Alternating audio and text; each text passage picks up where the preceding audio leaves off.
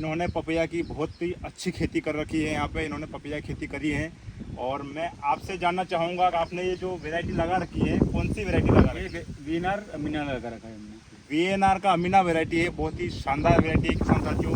आप देख सकते हैं पीछे जो प्लांट है इसका हाइट मात्र 5 फीट का होगा और 1 फीट या 6-7-8 इंच के नीचे से इसमें फूड सेटिंग हुआ है।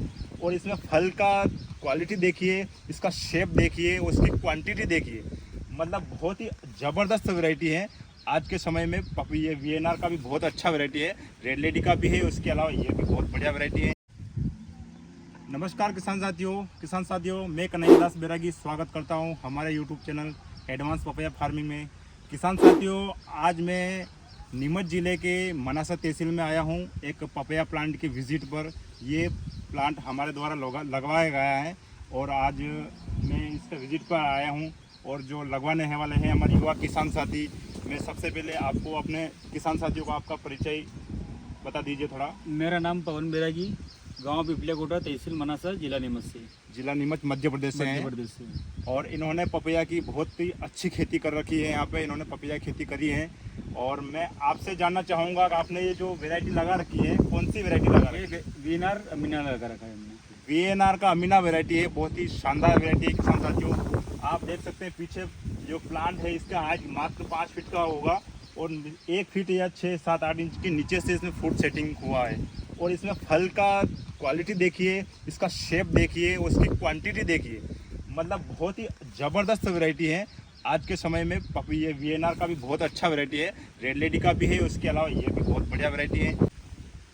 तो किसान साथियों, आज हम इनसे कुछ जानकारी लेना चाहेंगे, अब कुछ इनका एक्सपीरियंस लेना चाहेंगे कि हम जो किसान साथी पपीता की खेती करना चाहता है या कर रहा है तो उनको कुछ किन किन बातों का ध्यान रखना है, तो वो जानकारी हम इनसे लेना चाहेंगे।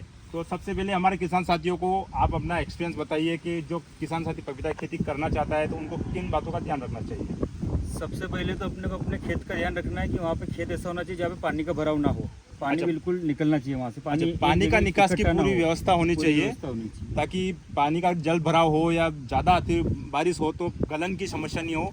सबसे पहले अपने को खेत का चयन सही ढंग से करना पड़ेगा। खेत का चयन सही ढंग से करना, ठीक है। और इसके अलावा और अपने को क्या ध्यान रखना है? इसके अलावा इसकी डेली इसके अंदर घूमना, इसमें देख रेख करना और इसमें फिर उसके अलावा डेली सफाई करना इसके अंदर। खरपतवार बिल्कुल भी नहीं रखना इसके अंदर, पूरा साफ सुथरा रखना बगीचे को। जी।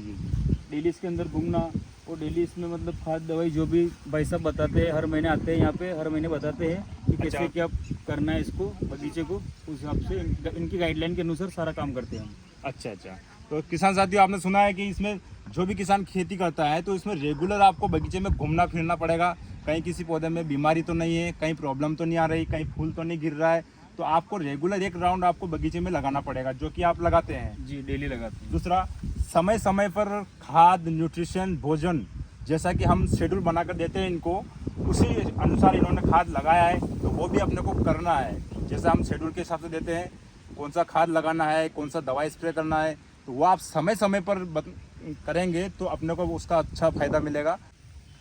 तो तीसरी बात ये है कि इसका लगाने का समय क्या होना चाहिए, थोड़ा हमारे किसान साथियों को बताइए। इसका लगाने का सही समय जो है वो फरवरी और मार्च महीने का रहता है। उस महीने में टेम्परेचर भी अच्छा रहता है इसका। और हमने जो प्लांटेशन किया था 15 मार्च को किया था। जी। जिसमें इसका तापमान जो रहता है 23 से 25 डिग्री के आसपास रहता है, तो पौधे के लिए सही रहता है उस टाइम पे लगाने का। अच्छा, उस समय ना तो ज़्यादा ठंड रहती है ना ज़्यादा गर्मी रहती है उस टाइम पे, तो बीच लगाया जाता है ताकि पौधा अच्छा पक सके। तो किसान साथी, उस समय टेम्परेचर बहुत ही सूटेबल होता है पपीता के लिए। जैसा आपने प्लांटेशन किया, ना तो रात में 15 डिग्री से नीचे नहीं आता है और ऊपर में 32 डिग्री से ऊपर नहीं जाता है। उस समय मार्च का जो टेम्परेचर होता है तो वो टेम्परेचर बहुत ही बढ़िया होता है। और जब उस मार्च के आसपास अपन मार्च महीने में या फरवरी में अपन प्लांटेशन करते हैं तो अगर उसका हार्वेस्टिंग शुरू होगा तो वो अक्टूबर महीने में शुरू हो जाएगा। यदि प्लांट देख रहे हैं आप, अभी नीचे वाले पपैया का जो वेट हो गया अभी 1 किलो के लगभग हो गया है। अब इसका हार्वेस्टिंग इसको 1 अक्टूबर से शुरू हो जाएगा। तो ये उस समय अगर रेट की बात करेंगे, मार्केट रेट, तो कम से कम 30 रुपये से लेकर 40 रुपये किलो तक थोक भाव अपने को मंडी में मिल जाएगा। तो एक रेट भी अपने को अच्छा मिलेगा। दूसरा, प्रोडक्शन सबसे ज़्यादा फरवरी और मार्च में लगाने पर ही मिलता है अपने को। तीसरा ये है कि 12 से 13 महीने में पूरा अपना फसल लेकर ख़त्म कर देता है, यानी कि बहुत ही फास्ट समय में अपना प्रोडक्शन लेकर अपना ख़त्म हो जाता है जिसका, तो अपने को कम समय में ज़्यादा से ज़्यादा प्रॉफिट मिल जाता है। तो किसान साथियों, हमारे किसान भाई पवन जी ने बहुत ही अच्छी जानकारी दी है और आपने भी हमारे वीडियो को देखा है। जानकारी अच्छी लगी है तो कमेंट करिएगा और कुछ भी आपको डाउट होगा तो हमें बताइएगा। और तब तक के लिए नमस्कार, जय हिंद, जय भारत।